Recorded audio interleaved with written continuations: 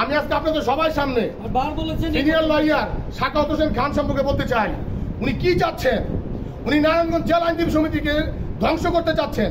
আমি যে এখন আপনাদের কাছে বক্তব্য দিয়ে গেলাম, আমার জীবনের রিস্ক নিয়ে আজকে বক্তব্য দিলাম। আমি জানি না আমি বাসায় যেতে পারবো কিনা, রাস্তায় আমি মারা যেতে পারি। এই বিষয়টা আপনাদের সবাইকে অবগত করলাম।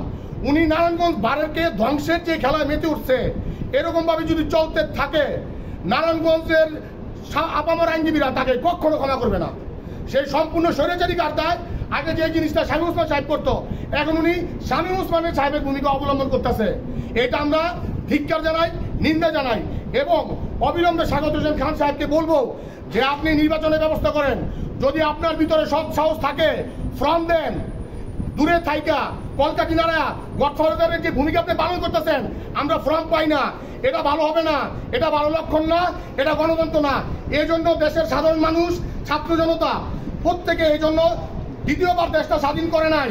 এটা আপনার জন্য ভালো হবে না। আমি ছাত্র আন্দোলনের যারা যারা নেতৃত্ব দিচ্ছেন তাদের কাছে আমি আহ্বান জানাই, আমার জীবন হুমকির মুখে, যে কোনো সময় আমার যে কোনো ক্ষতি করতে পারে সাখাওয়াত হোসেন খান।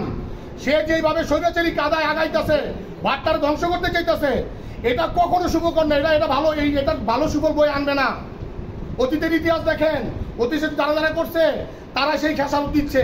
আপনার খেসারত আপনি তো দিবেন না, দিবেন নারায়ণগঞ্জ জেলা আইনজীবী সমিতি, দিবে জাতীয়তাবাদী আইনজীবী ফোরাম, দিবে আপনি ফোরাম দিচ্ছে।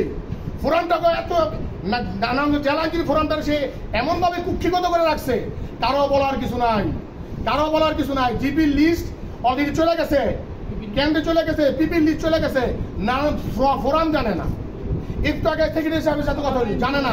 এটা নিয়ে একটু আগে আমি আইনজীবী নাম বলে দিই, রিফাত নামে এক আইনজীবী তীব্র প্রতিবাদ করছে যে আমি আইনজীবী ফোরামের যুগ্ম সাধারণ সম্পাদক বা আমি একটা পদে আছি, এই যে জিপি পিপি লিস্ট গেল, কিভাবে গেল আমাকে অবগত না করে কিভাবে যায়।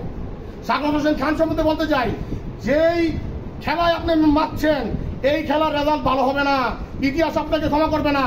যেভাবে আপনি স্বৈরাচারী ভূমিকায় কুক্ষিগত করতে চাইতেছেন, সবাই আপনি ডোমিনেট করতে চাইতেছেন, যে প্রভুত্ব বিস্তার করতে চাইতেছেন, এটা নারায়ণগঞ্জ বারের আইনজীবী মেনে নেবে না। আমরা আগে পরাধীন ছিলাম, এখন স্বাধীন হয়েছি।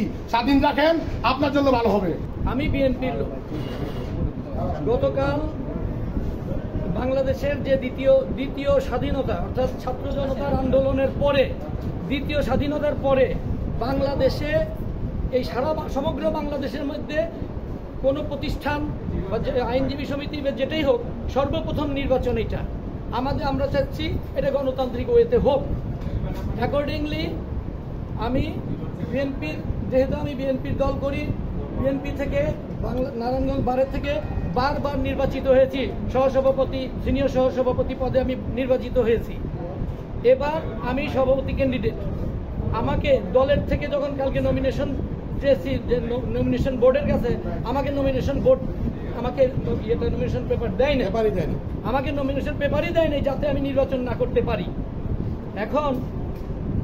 এখন আমরা বাদ দিলাম যে ঠিক আছে, চলে গেছে নির্বাচন, আমাকে নমিনেশন দেয় নাই, ওকে, আমরা স্বতন্ত্র থেকে করব। এই যে এখন 2টা পর্যন্ত সময়, পৌনে 1টা প্রায় বাজে, তাই না? আমরা নমিনেশন পেপার কিনতে আসছি, নির্বাচন কমিশনার নাই।